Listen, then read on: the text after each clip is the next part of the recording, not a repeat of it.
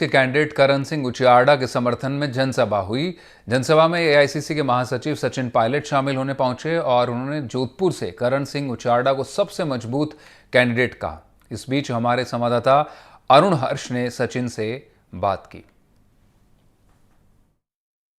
जहां एक और बीजेपी दावा कर रही है कि 25 से 25 सीटें जीतती जाएगी, वहीं कांग्रेस कह रही है कि इस बार मिथक तोड़ा जाएगा। उप मुख्यमंत्री पूर्व सचिन पायलट हमारे साथ है। सर, किस तरह से मिथक तोड़ने का प्रयास किया जाएगा?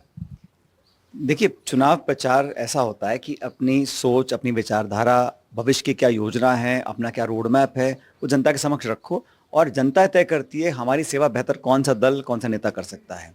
चुनाव से पहले हम बड़ी-बड़ी घोषणाएं करें कि हम 200 पार, 300 पार, 400 पार, तो फिर हम जनता के जो निर्णय हैं और जनता का जो आदेश आएगा उसको पहले से ही मान रहे हैं गलत। तो मुझे लगता है कि चुनाव हम अच्छा लड़ रहे हैं और ये जो दावे बीजेपी कर रही है उनको दम नहीं है। अगर इतना दम होता, इतना आत्मविश्वास होता, तो फिर ये विपक्ष के लोगों को तोड़ के अपने पास क्यों जोड़ते? कांग्रेस के तब नेताओं को अपने पास क्यों लाते? अगर आपके खुद के नेताओं में, खुद के उम्मीदवार में इतना दम होता, तो फिर औरों को ये तोड़ के अपने पास लाने की जरूरत नहीं पड़ती, पहली बात। दूसरी बात, चर्चा करनी चाहिए कि 10 साल में आपने कितनी गरीबी कम करी है, कितना रोजगार पैदा किया है। आपने वादा किसानों को किया था एमएसपी पे कानून बनाने का, आपने वो पूरा नहीं किया। किसान की आमदनी दुगनी करने की बात की थी, वो नहीं करी। तो वादा को पूरा नहीं किया, सिर्फ प्रचार प्रसार किया है, प्रोपेगेंडा किया है, अखबार मीडिया के माध्यम से अपने आप को चमकाने की कोशिश की है। लेकिन जनता जवाब मांग रही है और इस 10 साल का लंबा कार्यकाल होता है, तो उसका मूल्यांकन लोग करेंगे। और मतदाता, मुझे लगता है, बहुत समझदार है देश का। वो जानता है कि वो दल, वो नेता, वो सरकार जो संविधान की रक्षा कर सकें, जो सीमाओं में रहकर प्रशासन और गवर्नेंस करें, उन लोगों को पसंद करेंगे। न्याय यात्रा राहुल गांधी ने निकाली, उसका कितना फायदा इस चुनाव में देखने को मिलेगा?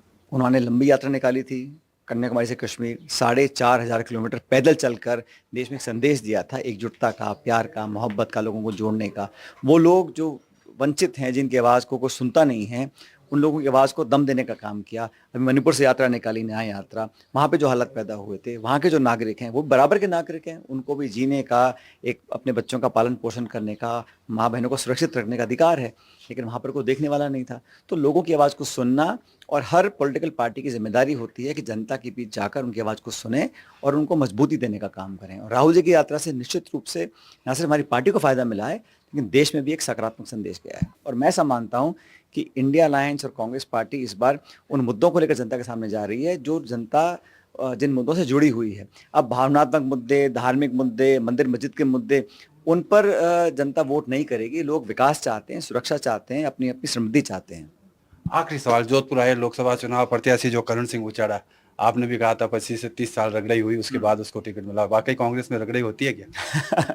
करण सिंह जी बहुत पुराने कार्यकर्ता हैं और जब मैं प्रदेश अध्यक्ष था तो मेरी टीम में उन्होंने काम किया और मजबूती से काम किया। और हम सबको लगा कि वो जोधपुर लोकसभा क्षेत्र के लिए सबसे उपयुक्त उम्मीदवार हैं। उनको सबका समर्थन प्राप्त है और पूरी पार्टी एकजुटता से उनके प्रचार में लगी हुई है।